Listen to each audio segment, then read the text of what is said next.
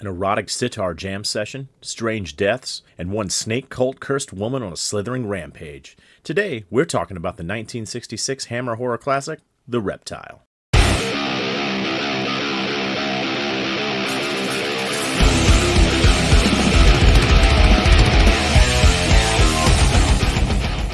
The Reptile spins the tale of newly married Harry and Valerie Spalding, who learn they have inherited a small cottage in the Cornish village of Clagmoor Heath after the mysterious death of Harry's brother Charles. Upon arriving in the town, they learn of several strange deaths referred to by the locals as the Black Death. After Harry learns his brother fell prey to the same Black Death, he then begins an investigation. Following the clues, he's led to the sinister Dr. Franklyn and his beautiful daughter, who harbor a dark family secret.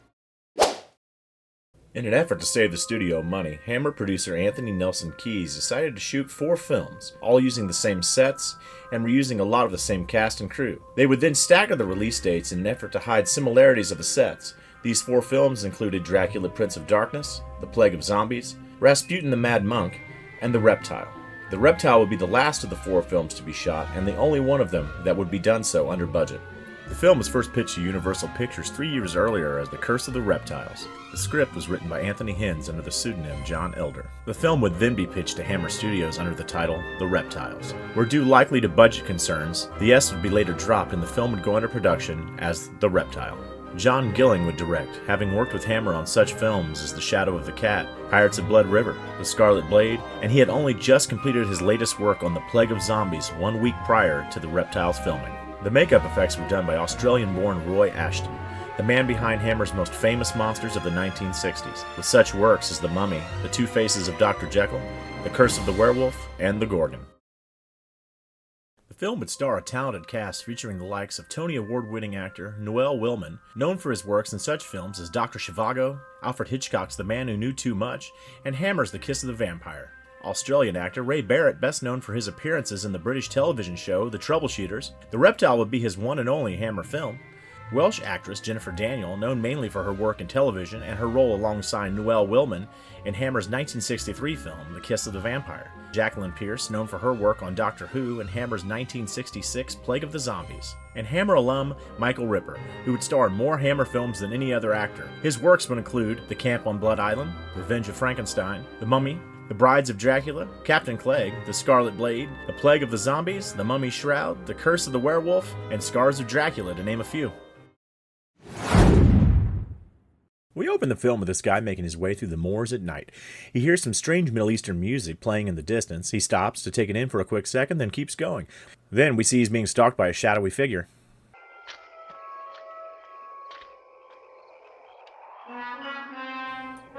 He makes his way back to his cottage and discovers that someone's been there and left him a mysterious note. We then get a shot of him looking out the window staring at the large mansion next door. He quickly makes his way across the moors to his neighbor's place. After no answer, he does a little B&E and begins snooping around the house.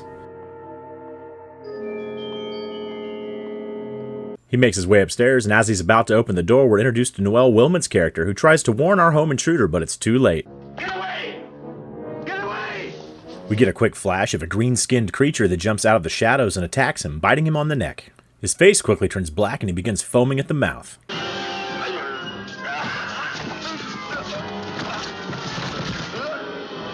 The Malayan manservant comes running out of nowhere, confirms the intruder is dead, and gives his master a creepy grin.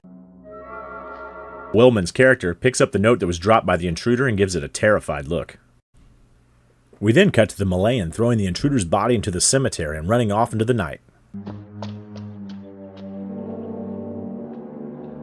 The next morning we learn that this wasn't the first death like this in town. Just like the others. He won't be the last. We discover this most recent victim was Charles Spalding. Departed. After Charles's funeral, we see Noel Willman's character, who brings flowers and lays them on the grave. We then cut to Harry Spalding and his wife Valerie, who discover that his brother Charles has left them all of his wealth in his will. Virtually worthless. Worthless. After learning Charles was poor and had nothing of value except for a small cottage, they catch a train and head off to Cornwall to move into their newly inherited home. After arriving in town, they stop by Charles's grave and pay their respects, and make their way into town where they run into the local town madman. Ignorant fools! Peasants! Oh, good evening, sir. Harry then makes his way to the local pub and tries to find directions to his brother's cottage. Harry tries asking the locals for directions, but nobody will talk to him and the pub then clears out. We are then introduced to pub owner Tom Bailey, played by Michael Ripper, who informs Harry that the townsfolk don't like strangers in their bar. I can. You're a stranger. Harry introduces himself as the brother of the late Charles Spalding. Before giving Harry directions to his new place, Tom tells him he should just go ahead and sell it and get out of Dodge. After not taking his advice, Harry and his wife make their way to their new home to discover that it's been trashed. Later, Harry heads back to the pub to find out who trashed his place, but none of the patrons are having any of his tough guy act and they clear out. I don't drink with people as accuses me of things I haven't done. Tom, not happy about having his pub cleared out for a second time today, tells Harry to buy him a drink and then warns him to be careful. I warned you. But if I just want to save my breath, you're like your brother. Meanwhile, back at the cottage, Valerie is fetching some water when we see Noel Willman's character lurking in the bushes looking thirstier than Harvey Weinstein at a casting call for showgirls.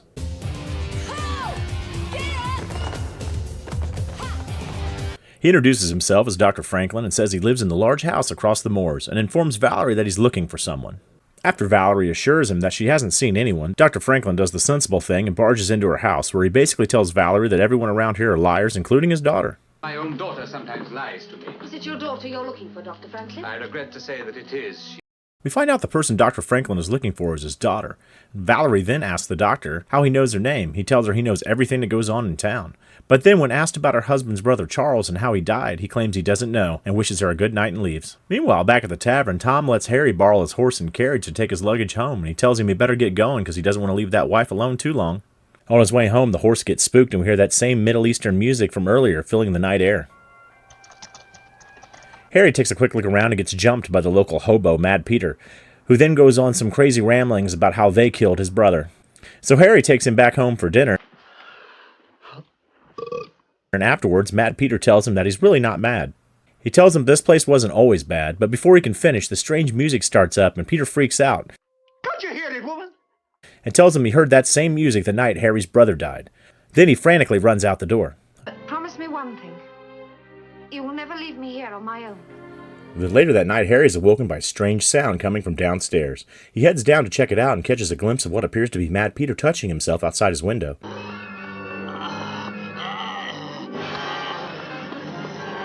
Harry rushes outside and we see that Mad Peter looks to have been attacked in the same manner as his brother Charles. They rush him inside where his face is turned black and he starts foaming at the mouth. They hear him utter out the words Franklyn, so Harry dashes across the moors to Dr. Franklyn's house. And of course he doesn't knock. Of course he doesn't. Why would he? I'm starting to think that no one in this film has any respect for personal space. So Dr. Franklyn comes out and tells Harry, hey, there's a guy dying in my house. And Dr. Franklyn's like, not my problem. Harry's like, but you're a doctor. And Dr. Franklyn's like, yeah, but not a medical doctor. I'm a doctor of theology. And Harry's like, please, come look at him. I know nothing about medicine. And Dr. Franklyn's like, yeah, me either, but okay. So they head back to Harry's house, but they're too late. Poor Peter is dead. He tells Harry it was probably epilepsy, but what do I know? I'm not a real doctor. So Harry stashes the body out in the barn for the night, where Dr. Franklyn's weird Malayan manservant comes over and takes a peek.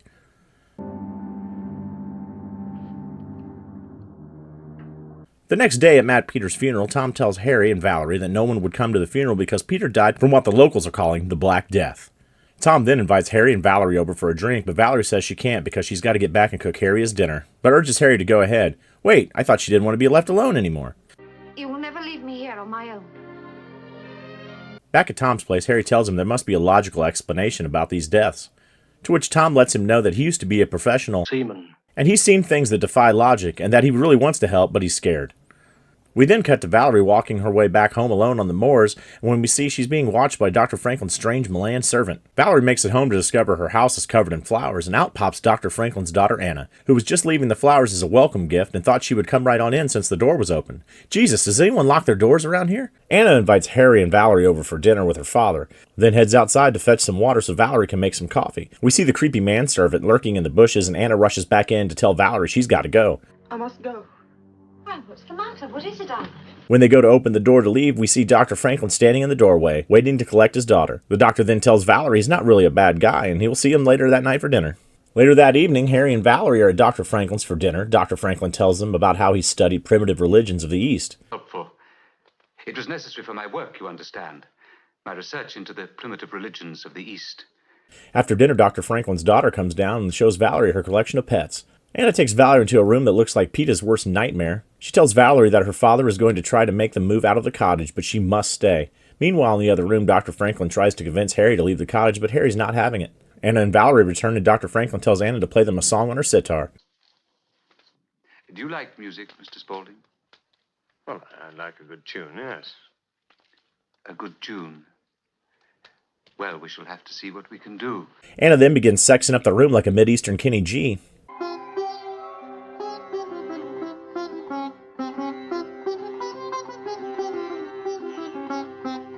After a few moments of Anna seductively leering at her father, Dr. Franklyn snaps and grabs her sitar and smashes it against the wall. Wait, what? He then screams and tells her to get out of his sight, and then Harry and Valerie are like, let's get the hell out of here.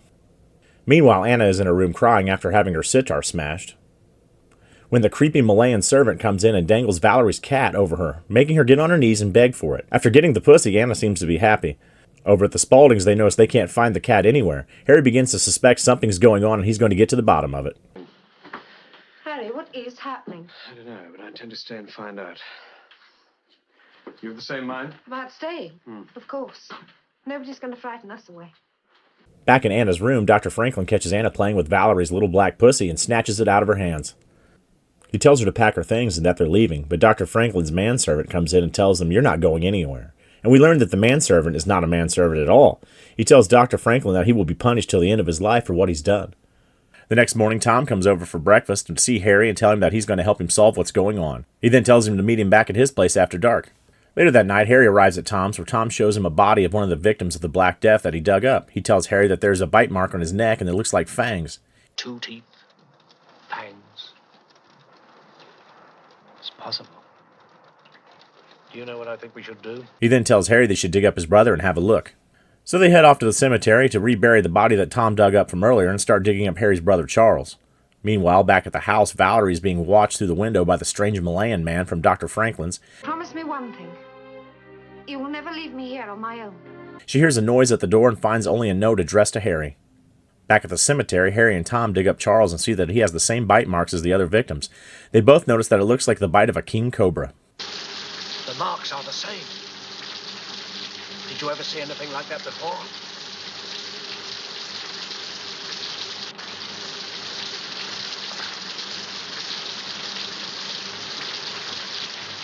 Yes, once. In India. Man bitten by a king cobra.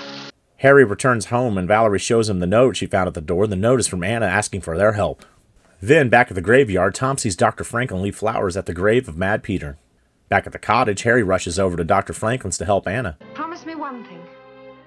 You will never leave me here on my own. He sneaks through the window, finding himself in Anna's room full of animals, and discovers their cat in a cage. Harry then makes his way through the mansion where he's attacked by a reptilian creature. Get away! After being bitten, Harry is able to escape. We then cut to a scene where the Malayan man bitch slaps Dr. Franklyn. Harry makes his way back to the cottage and has Valerie cut open the wound and drain out the poison. Back at Franklyn's, the Malayan tells the doc that he must go see if Harry has died, and that he can't let him go to the police. And when Franklyn asks what if he's not dead, the Malayan hints to the doctor that he will need to be finished off. Valerie heads into town to get Tom's help. They head back to the cottage. Tom has a look at Harry and lets Valerie know he's going to be okay. Dr. Franklyn pays a visit to the cottage to see how Harry's doing, and Tom lies and tells Franklyn that Harry died. After hearing this, the doctor leaves. Valerie tells Tom about the note from Anna asking for help. Meanwhile, back at Dr. Franklyn's, we see that Anna has become a reptilian creature. Back at the cottage, Harry comes to, and Tom heads back into town to open up the tavern and lets Valerie know he'll be back later to check. Back at Dr. Franklyn's, we discover that Anna has shed her skin like a snake. After seeing this, Dr. Franklyn gets mad and beats the skin with his cane.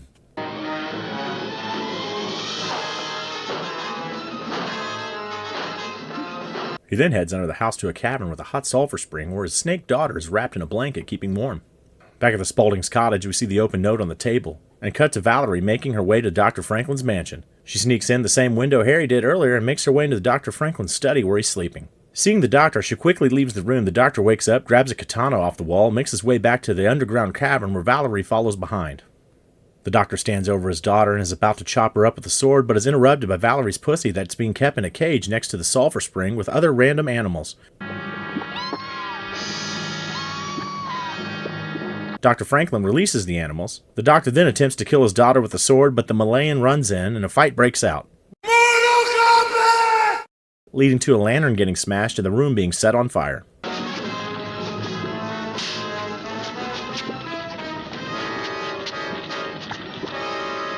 Valerie enters the cabin right as Dr. Franklyn tosses the Malayan into the hot sulfur spring where he dies.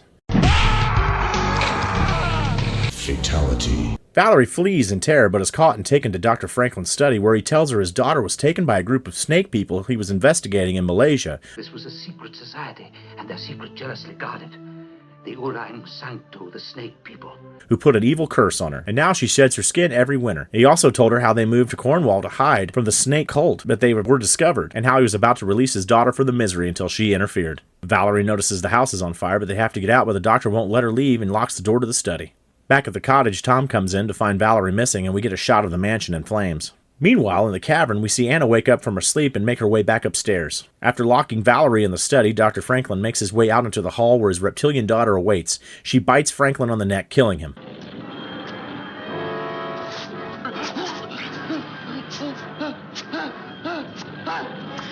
Anna unlocks the study and makes her way in. A terrified Valerie, seeing the monster for the first time, lets out a scream of horror.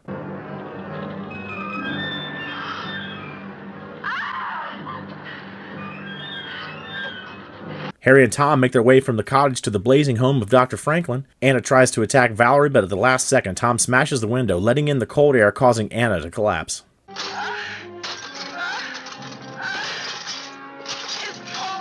Harry busts in time to save Valerie and her little pussy.